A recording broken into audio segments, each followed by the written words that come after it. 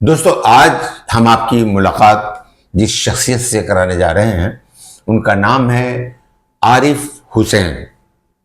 आरिफ हुसैन साहब जल बोर्ड में ऑफिसर रह चुके हैं और इंडिया इस्लामिक कल्चरल सेंटर के सीनियर मेंबर हैं। दोस्तों, मैं आपको बता दूं कि आरिफ हुसैन साहब इंडिया इस्लामिक कल्चरल सेंटर के 11 अगस्त को होने वाले इलेक्शन में एग्जीक्यूटिव मेंबर के लिए उम्मीदवार हैं। हमसे बात करेंगे। आरिफ साहब, आपका बहुत बहुत खैर मकदम हमारे प्रोग्राम में। बहुत बहुत शुक्रिया वारिस भाई। आरिफ भाई, मैं सबसे पहले आपसे ये जानना चाहूँगा कि इस बार कई पैनल मैदान में उतरे हुए हैं, 5-6 पैनल हैं। आपने सिराज कुरैशी साहब के पैनल से ही इलेक्शन लड़ने का फैसला क्यों लिया? खैर, सिराज साहब खुद अपना बजाते खुद शायद 51 लाख रुपया उन्होंने डोनेशन भी दिया और उस जमाने में 50 लाख रुपया शायद लोन दिया था। वो पैसा लगा, उसके बाद 4-4.5 करोड़ रुपया बॉम्बे मर्केंटाइल बैंक से अपनी ही गारंटी पर सिराज कुरैशी साहब ने लिया, जबकि 2 आदमियों की गारंटी जरूरी होती है। शायद उस जमाने में जिसने कहा होगा कि वो मैं गारंटर बनूंगा वो नहीं पहुंचे, लेकिन अल्लाह भला करे वो डायरेक्टर साहब का उन्होंने सिराज भाई के उस पर ही 4.5 करोड़ रुपया लोन दे दिया। वो बिल्डिंग डेढ़ साल में सिराज भाई ने तैयार कर दी और उस जमाने में वो उस बिल्डिंग को तैयार करने में उन्होंने जो काम किया है वो देखने वाला काबिल। रात नहीं देखी, दिन नहीं देखा, चलचलाती धूप में काम किया और एक एक चीज वो समझ लीजिए वो जमाने का, हालांकि वो इंजीनियर नहीं है, लेकिन मैं उस दौरान आता जाता था तो मुझे लगता है कि वो उनके जहन जरूर उनका इंजीनियर है, आर्किटेक्ट। बहुत ज़हीन आदमी है और वो एक एक चीज को बारीकी से जो उन्होंने देखा है, एक एक पत्थर को लगते हुए जालियां वगैरह, नक्काशी बड़े, मतलब उन्होंने इस तरीके से, शायद मैं समझता हूँ कि शाहजहां ने भी नहीं देखा होगा ताजमहल उस जमाने में, जब जो ताजमहल बनाया होगा इतनी बारीकी से जनाब सिराजुद्दीन कुरैशी साहब ने ये इंडिया इस्लामिक कल्चर सेंटर की फिनिशिंग में जो काम किया। उनका लगाव था, उनका लगाव था, बहुत ज्यादा लगाव, कुछ ज्यादा ही लगाव था। उन्होंने वो इस लगाव के तहत अपना सारा बिजनेस चौपट कर लिया। सुनने में आता था उस जमाने में 2000 करोड़ रुपए का टर्नओवर था इनका, अल्लाह बेहतर जानता है। बहरहाल उन्होंने जो काम किए हैं वो भुलाए नहीं जा सकते। इसलिए मैं जो हूँ सिराजुद्दीन कुरैशी साहब से 2004 से उनके साथ जुड़ा हुआ हूँ। अब खैर, सिराजुद्दीन कुरैशी साहब ने अपने एक डॉक्टर माजिद तालीकोटी को लेकर आए हैं और वो भी बड़े निहायत ही संजीदा आदमी है, बहुत वो प्रेसिडेंशियल कैंडिडेट है। उन्हीं के उसमें मैं जो हूँ सिराजुद्दीन कुरैशी साहब के पैनल से मैं हूँ एग्जीक्यूटिव के लिए। तो क्योंकि इंडिया इस्लामिक कल्चर सेंटर का मैं इसके एक्सपेंशन का ख्वाब सिराजुद्दीन कुरैशी साहब ने वो देखा है।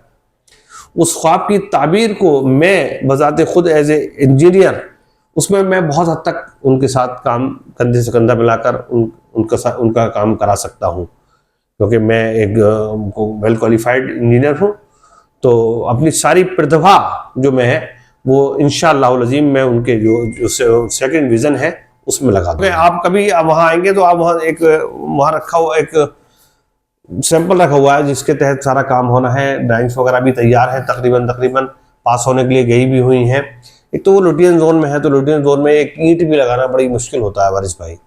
तो वहां पे बड़ी वो एमसीडी वाले, डीडीए वाले, वो तमाम एरिया एनडीएमसी में आता है। जी एनडीएमसी में बड़ी मुश्किल होगी, लेकिन सिराज भाई एक ऐसी शख्सियत है जो मैं समझता हूँ कि इंशाल्लाह वो इस काम को अंजाम दे पाएंगे, क्योंकि उनके रिसोर्सेज हैं, अल्लाह ने उनको नवाजा है और वो हर चीज जानते हैं। तो कैसे काम क्या करना है, किससे क्या काम लेना है, उनको बखूबी आता है।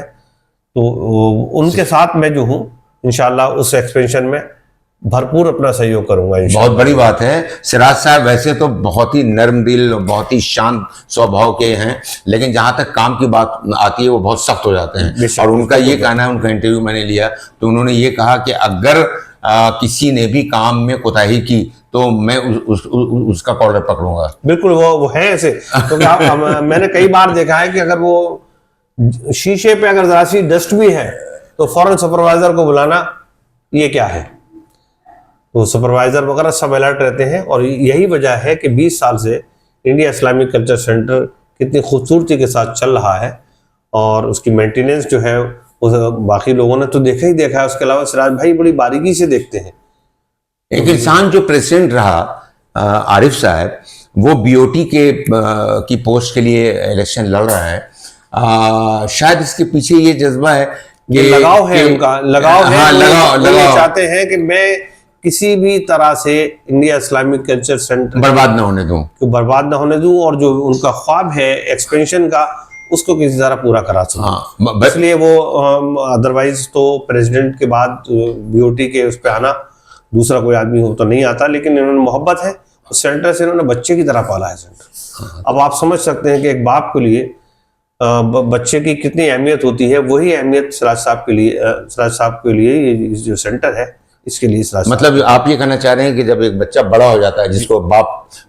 पालता है, पोसता है, लेकिन जब वो बड़ा हो जाता है तब भी उस पर नजर रखता है, बिल्कुल और उसकी निगरानी करता है। हाँ। और मैं भी दुआ करता हूँ कि अल्लाह पाक उनका जो विजन जो सेकंड है, एक्सपेंशन जो है, और इसका रेनोवेशन भी होना है, क्योंकि 20 साल से ज्यादा काम हो गया, तो 20 साल के बाद बिल्डिंग रेनोवेशन मांगती है। दोस्तों, हम अभी आरिफ हुसैन साहब से बात कर रहे थे, और आरिफ हुसैन साहब का ये कहना है कि मैं सिराज कुरैशी साहब के पैनल से इलेक्शन इसलिए लड़ रहा हूँ चूँकि मैंने सिराज कुरैशी साहब को इंडिया इस्लामिक कल्चर सेंटर के लिए मुशक्क़त करते हुए, मेहनत करते हुए, अपना खून पसीना बहाते हुए अपनी आंखों से देखा है, और उनको यकीन है कि जो उनका प्रोजेक्ट है, ड्रीम प्रोजेक्ट है एक्सपेंशन का, वो भी बहुत खूबी के साथ वो उसको अंजाम देंगे।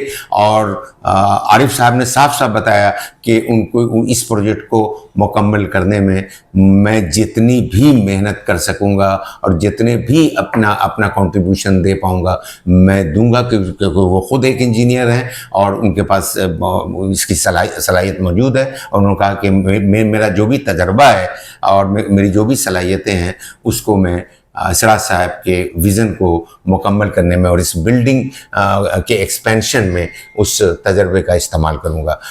आरिफ साहब, आपका बहुत बहुत शुक्रिया, आपने बहुत ढेर सारी जानकारी हमें दी। अपना जो सिराज साहब का विज़न था वो भी बताया, ये भी आपने बताया कि सिराज कुरैशी साहब ने 20 साल में किस तरह से इसकी देखभाल की, किस तरह से इसकी तामीर की इस बिल्डिंग में, और कितनी मेहनत की और कितनी मुशक्क़त की और कितनी जाफशानी की, और अब जो उनका ड्रीम है वो ड्रीम क्या है और उस ड्रीम को किस तरह से आप सब लोग जीतने के बाद मुकम्मल करना चाहते हैं। शुक्रिया।